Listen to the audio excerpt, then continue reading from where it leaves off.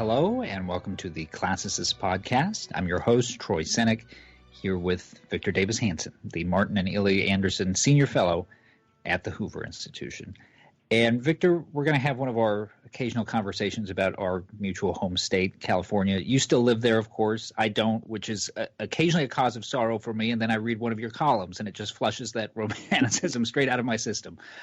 The one that precipitates our conversation today, you wrote for National Review, and it's entitled America's First Third World State.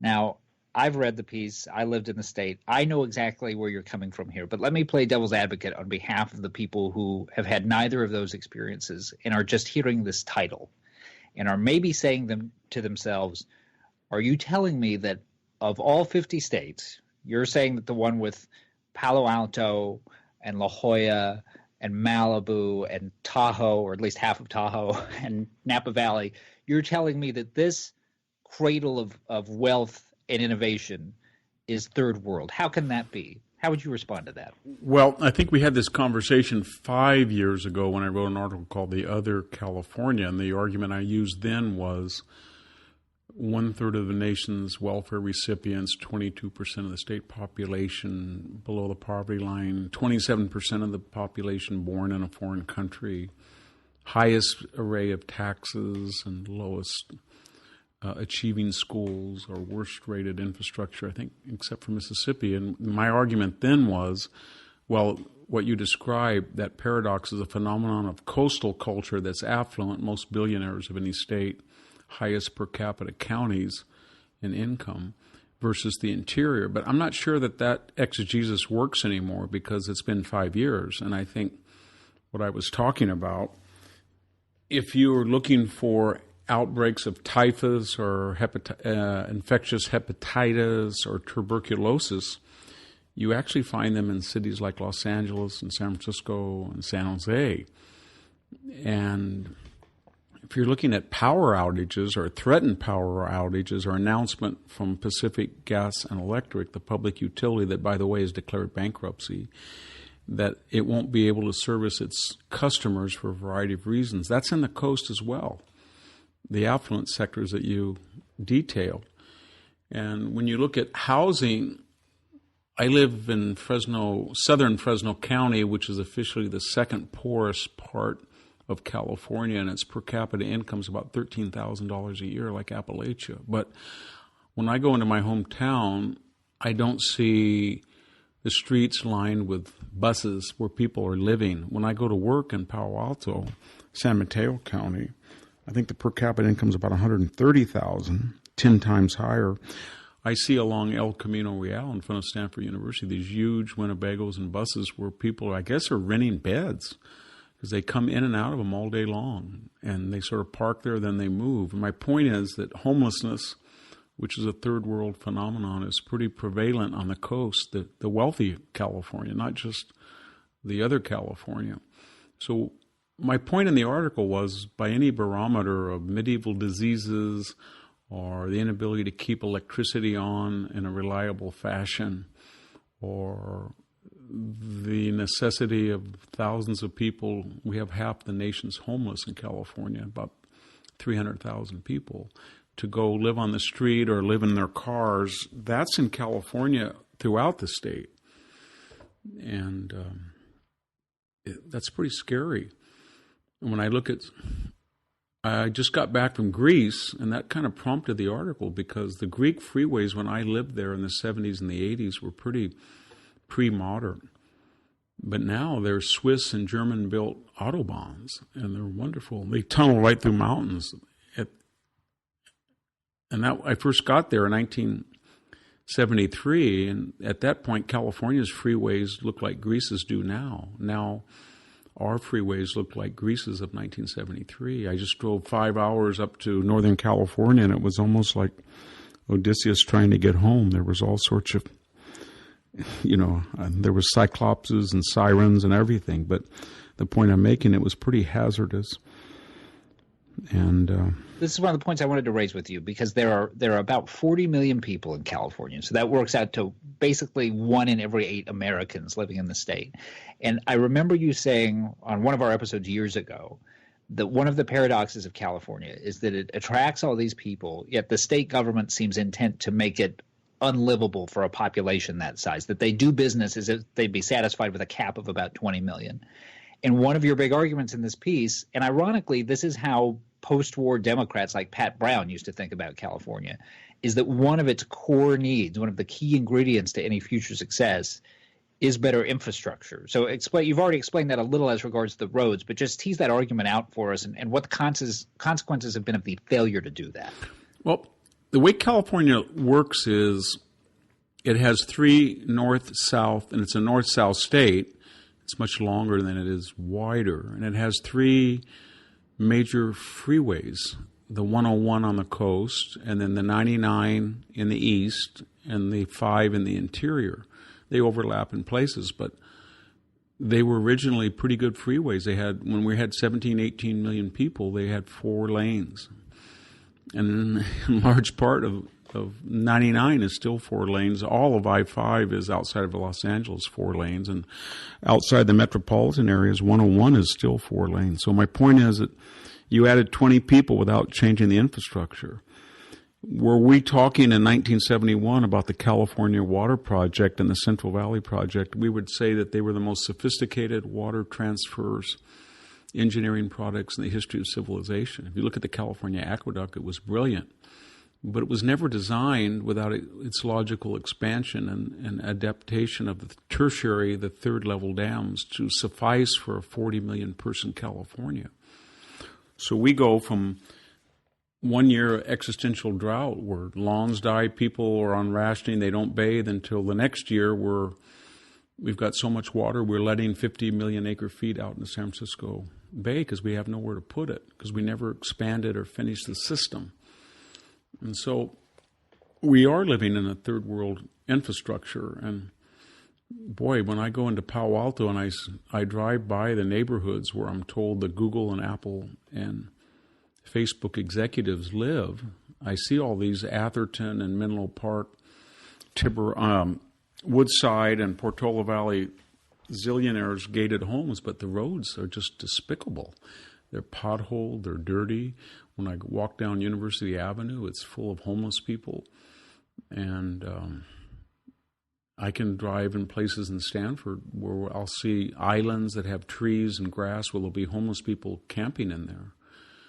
And so it is a third world country, and that third worldism has gone, as I said earlier, to the other California, and it's a product of sort of California's infrastructure is stuck in amber, while we have 20 million more people, and it's not just 20 million more third-generation Californians of all cultures and background. It's, to a large extent, 27% of the population wasn't born in California. That means we have a lot of people that we need to acculturate and make sure they know English, they understand the basics of American citizenship. Many of them are from Asia and many more from Central America and Mexico. Many of them come without legality. They don't come in measured fashion. They don't come with meritocratic skills. They don't come with a diploma or English. And they don't even come with legality. And you put all of that into the mixture in a hyper-progressive state that has given up hope on the melting pot and adopted identity politics, sanctuary cities, the salad bowl. And you've got I should say you have the ingredients for California that we never envisioned under Pat Brown. It's the front line of this immigration challenge for California. So by that I mean that's where people who are not equipped with a birth certificate or they're here illegally, they go to get something they need to operate a car. And because I'll give you one example. The federal government after 9/11 said within a finite time, any state that allowed people to have an alternate license without ID requirements, i.e. illegal aliens, then would have to have a real ID. So we now are telling Californians, like other states, come next fall, if you don't have a real ID, you cannot fly. Translated, that means, say, at the Fresno airport that has 3 flights a day to Guadalajara, Mexico, and they're always packed. these people who are flying are, for the most part, not U.S. citizens, and most of them are here illegally. So they need to get on that plane, and they don't have passports.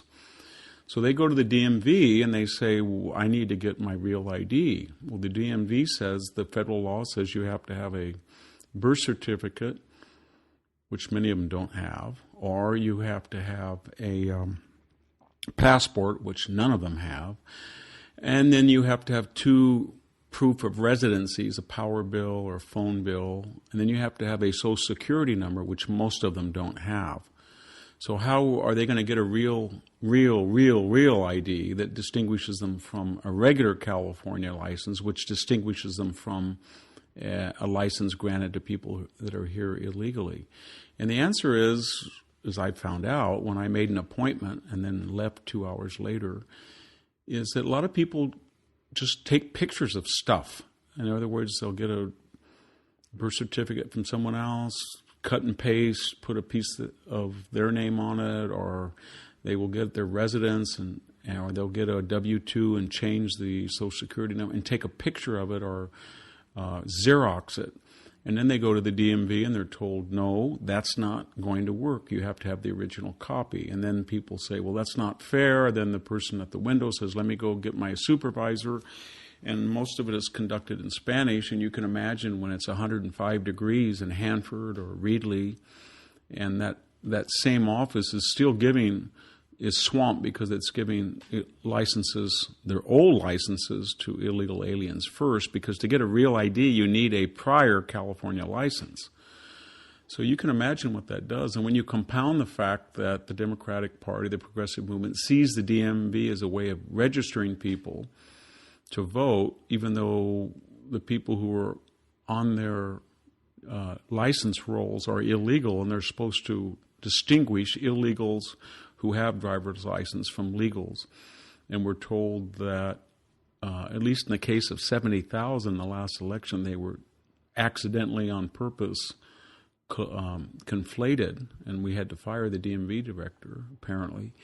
And now there's reports that maybe 1 million people voted in congressional districts that were not registered to vote in those districts. You can see what's going on in California. I guess the best way to sum it up would be any means necessary or justified for the superior, virtuous goal of bringing in thousands of very poor people and offering them parity in the American dream. And because that's so noble, we don't really care about the means necessary to pull it off. That would be the best take on it. The worst take on it would be, we want to make sure that there's less than 7 of 53 congressional districts that are Republican. We got rid of 8 of them. Let's get rid of all of them next time. And we don't have one state official who's Republican, and we have a supermajority in the House and the Assembly, I should say, in the state Senate. And this is a good model, and maybe Nevada and Colorado and New Mexico and Arizona and Texas can follow it. And therefore, this chaos that I describe at the DMV is not seen as chaos. It's seen as a kind of inconvenient but otherwise commendable way of bringing a lot of people across the border that are going to change the demographics of the Electoral College in a positive way for those in power. I'd also note your observation in the National Review piece where you said that there is one pretty functional branch of the DMV in the state, and it's as you render it, a sort of quasi-secret location in Sacramento that's just available for legislators. I found that out by talking to a legislator who kind of winked and nodded and said that he just goes to this private little place and he doesn't stand in line, because I was whining to him about, I wish you had to stand. And then I looked it up when I got home, and there's actually a story in the Sacramento Bee that it does exist, and people are outraged about its existence. You mentioned earlier, and you've mentioned in past episodes, the sort of the cultural contrast that you see if you head the car north from the Central Valley up to Silicon Valley or south down to Los Angeles. And there has been, especially in the past decade or so, a growing argument that California is so immense. You've got a huge population. The state's the size of Germany. there's arguably, because this is more an art than a science, somewhere between a half dozen and a dozen kind of distinct regions. And the argument runs that this is a society that is simply too complex and too diverse to wrangle into one state. And so we've seen increasingly dramatic reform proposals, people talking about breaking it up into smaller states, or people talking about writing a new constitution. Are you to that point where it seems like absent some big fundamental institutional change, this is not going to get any better? Yeah, I don't think it's going to get better in my lifetime. My hope would always be that in the matter, say, of illegal immigration, that the Hispanic model is sort of emulating the the Italian-American model of the early 20th century. But that was predicated on abbreviated immigration spurts, not continuous ones. My point is, for assimilation and integration and intermarriage to work, you can't have 1 million people coming across the border illegally and without a high school diploma or English. Just too much. It taxes the powers of assimilation to so much that it doesn't work. But so I'm not very confident. If you were to split the state in two, I think there would be a more conservative, mostly Latino state in the middle, i.e. from Bakersfield to Sacramento, and you would combine the Sierra Nevada, which is very conservative, and maybe all the way in the west side up to the foothills. It wouldn't be nearly as rich as the coast. It wouldn't have Stanford or Caltech. It wouldn't have Apple or Google, etc. But you would not be passing legislation about transgendered restrooms or straws to be banned, or against the law to have your dog chase a bobcat. It would be more elemental stuff. The power is too high. The gas is too high. There's not enough housing. We got to build better roads. It'd be much more pragmatic, and that might be good, I think.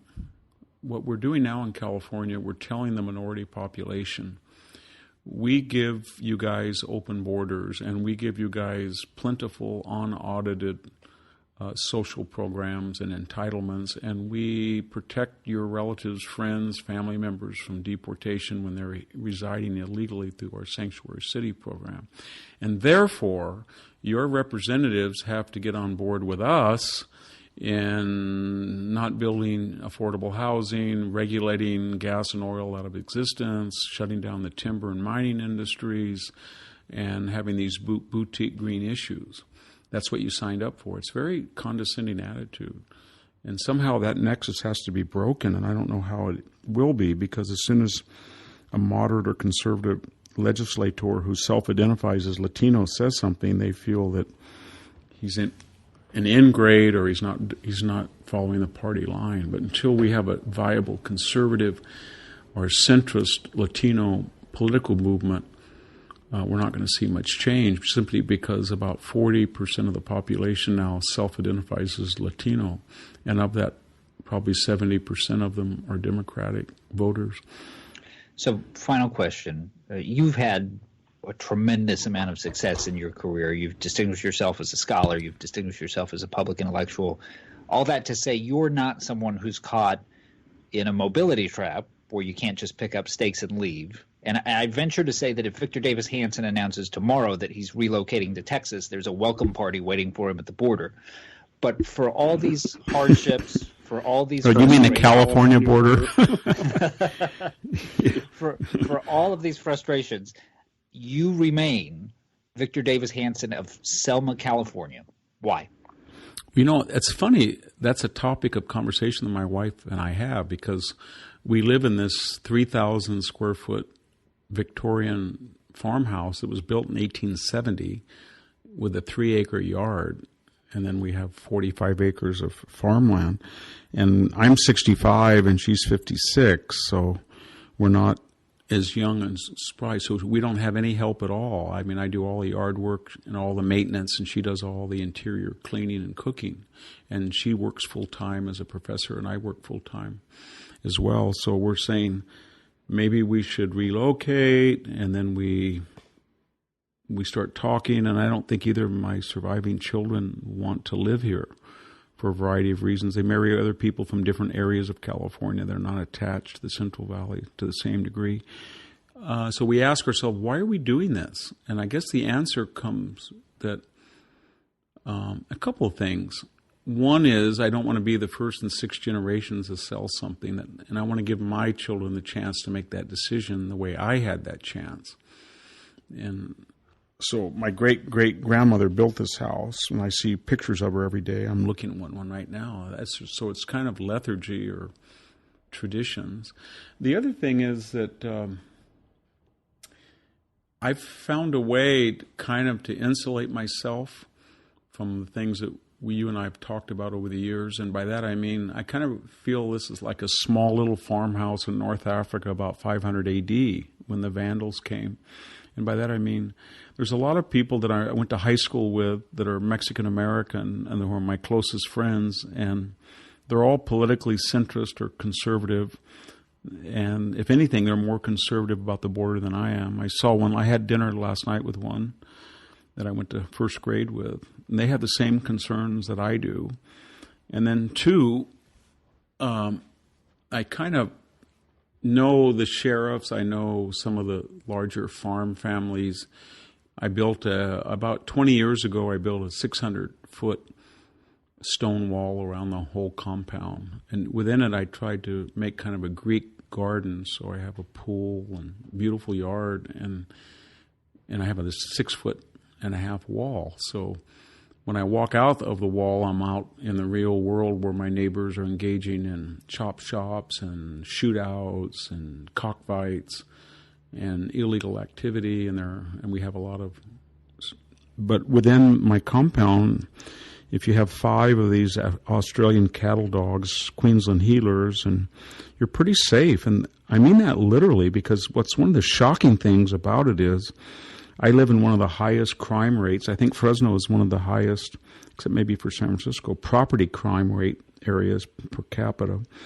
But when I talk to people who are very wealthy that live on the San Joaquin River in places like Stockton or Fresno, very affluent areas, or I talk to my daughter who lives in Santa Cruz, or I talk to even people in Palo Alto, I hear these horrendous stories of break-ins and vandalism. I've never had any of that in the last 10 or 15 years. And I don't know whether that's because the local sheriffs like to do their paperwork in my yard, or I'm on good terms with a lot of people. But so far, the last time we had a serious break-in, I think was 15 years ago. It was pretty scary, but I haven't had that lately.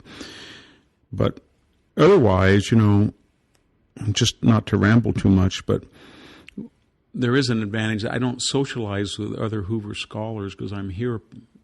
When I go to Stanford, I'm working all day from 6 to 8 in my office to get all my business done. And then when I'm here, nobody ever comes over to my house. We don't go out to dinner with other couples, so I get a lot of work done.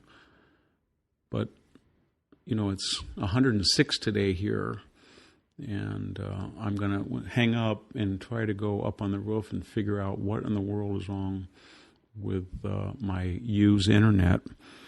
And my landline is out, as usual, when it gets hot. And I'd much rather be at Stanford today or up in the mountains. So I don't know how long this is going to last, but I guess the final answer is I just don't want to be the first link in a chain that broke. And I have some confidence that things are going to change. And I really don't believe that what a person's ethnic background or color or whatever the superficial identity politics stuff matters at all.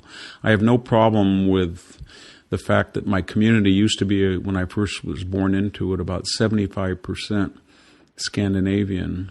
This was a Danish town. Kingsburg next door was a Swedish, and now it's about 90% Hispanic. I think that's great. My only worry is that I'd like the culture to remain the same, and by that I mean honest government and efficient government.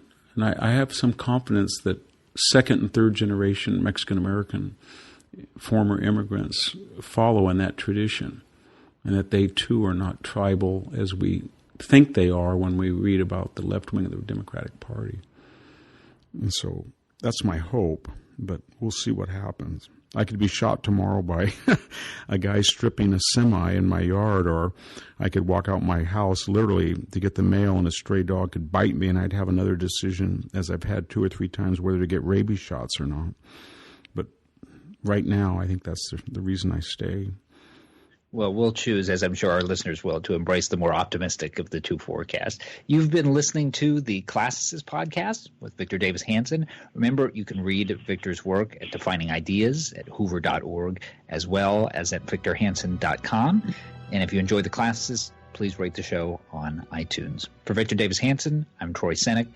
Thanks for listening. This podcast has been a production of the Hoover Institution. For more information about our work, please visit hoover.org.